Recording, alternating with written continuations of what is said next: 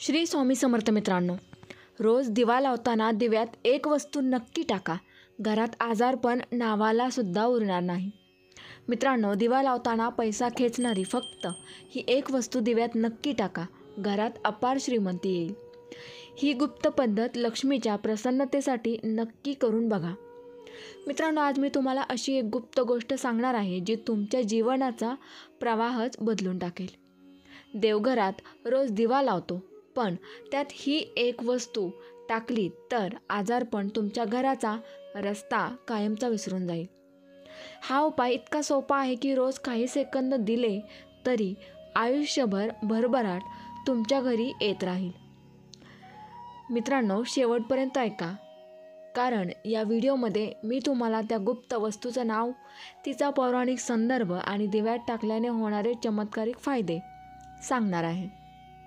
पण मित्रांनो, व्हिडिओमध्ये पुढे जाण्याआधी तुम्हालाही लक्ष्मी मातेचा आशीर्वाद हवा असेल तर व्हिडिओला लाईक करून, चॅनलवर जर का तुम्ही नवीन असाल तर चॅनलला सबस्क्राईब करा आणि कमेंटमध्ये जय लक्ष्मी माता नक्की लिहा. 1. देवपूजेत दिव्याचं महत्त्व. आपल्या भारतीय संस्कृतीत दिव्याला सात्विक प्रकाशाचा स्रोत म्हटलं जातं. दिवा म्हणजे अंधारातून प्रकाशाकडे जाण्याचं प्रतीक. जेव्हा आपण देवघरात दिवा लावतो तेव्हा तो केवळ प्रकाश देत नाही, तर आपलं मन, घर आणि वातावरणही तेजोमय करतो. दिवा लावल्याने नकारात्मक ऊर्जा दूर होते, सकारात्मक कंपनं निर्माण होतात. स्कंद पुराणात असं म्हटलं आहे की यत्र दीप सदा ज्योती तत्र लक्ष्मी निवासिनी. जिथे दिवा पेटतो तिथे लक्ष्मीचा वास असतो. 2. दिवा कशाचा असावा. साधारणपणे 2 प्रकारचे दिवे प्रचलित आहेत, तेलाचा दिवा आणि तुपाचा दिवा. तुपाचा दिवा हा सर्वात पवित्र मानला जातो. तूप म्हणजे सात्विकतेचं मूर्त स्वरूप. हा दिवा लावल्यानं देवाला प्रसन्नता लाभते. तेलाचा दिवा विशेषतः तीळ तेल किंवा सरसो तेलाचा दिवा म्हणजेच मोहरीच्या तेलाचा दिवा हा लावल्याने पितृ प्रसन्न होतात, अडथळे दूर होतात. पण लक्ष्मीपूजेसाठी, घरातील शांततेसाठी तुपाचा दिवा सर्वश्रेष्ठ मानला जातो. 3. दिव्यात कोणती वस्तू टाकावी. आता येतो सर्वात महत्त्वाचा मुद्दा. दिव्यात एक छोटीशी वस्तू टाकली की दिव्याची शक्ती अनेक पटीने वाढते. ती वस्तू म्हणजे लवंग, क्लोव्ह. लवंगाला आपल्या संस्कृतीत अतिशय पवित्र स्थान आहे. विष्णू व लक्ष्मीला प्रिय मानली जाणारी ही वस्तू आहे. दिव्यात तुपाबरोबर लवंग टाकून तो दिवा देवघरात लावला की घरातील आजारपण, नकारात्मकता, वादविवाद यांचा प्रभाव संपतो. नंबर 4. याचे पौराणिक संदर्भ असे आहेत की गरुड पुराणात असं म्हटलं आहे की लवंगाचा सुगंध यमदूतांनाही दूर पळवतो. लक्ष्मी पुराणात लवंगाला समृद्धीची बीज असं म्हटलं आहे. दक्षिण भारतात लवंगाचं महत्त्वपूर्ण स्थान आहे.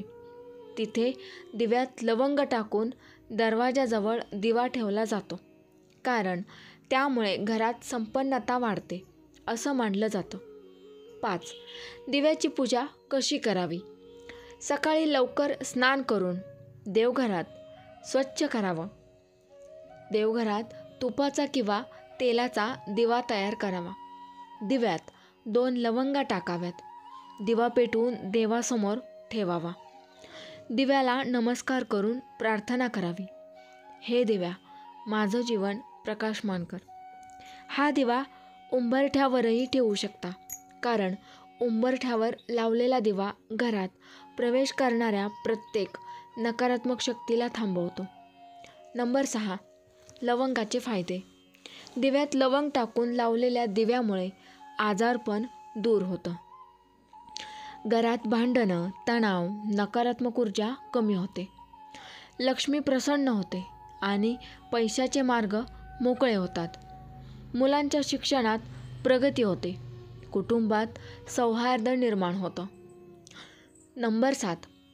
लवंगाचं पाणी शिंपडल्याचे फायदे. दिव्यात जाळलेली लवंग नंतर पाण्यात टाकून ते पाणी जर घरभर शिंपडलं तर दारिद्र्य दूर होतं. त्या पाण्याने घर पुसल्यास घरात सकारात्मक ऊर्जा स्थिर होते. विशेषतः शनिवारच्या दिवशी हे पाणी शिंपडल्यास शनिदोष शांत होतो. नंबर 8. आर्थिक प्रगतीसाठी दिव्याचा उपयोग कसा करायचा? शुक्रवारच्या दिवशी दिव्यात लवंग टाकून लक्ष्मीसमोर तो दिवा ठेवला की पैशांचं आकर्षण वाढतं. व्यापार, नोकरी, व्यवसाय सर्व क्षेत्रात प्रगती होते. जे घर कायम पैशांच्या टंचाईत असतं त्या घरात हळूहळू बरकत यायला लागते. दिव्यामुळे घरात पसरणारी सकारात्मकता. लवंगाचा सुगंध मानसिक शांतता देतो. नकारात्मक विचार दूर होतात. राग, अहंकार, वाद यावर नियंत्रण मिळतं. दिव्याचा प्रकाश मनाला स्थिर ठेवतो. मित्रांनो, नंबर 10. देवघरात रोज दिवा लावा. शक्यतो तुपाचा दिवा वापरा. त्यात 2 लवंगा टाका. दिव्याला देवासमोर तसेच उंबरठ्यावर ठेवा. त्यानंतर त्या लवंगांचं पाणी घरात शिंपडा. तुम्ही पाहाल की हळूहळू आजार, दारिद्र्य, घरातील वादविवाद नाहीसे होतील आणि घरात शांती, संपन्नता व लक्ष्मीचा वास कायमचा होईल.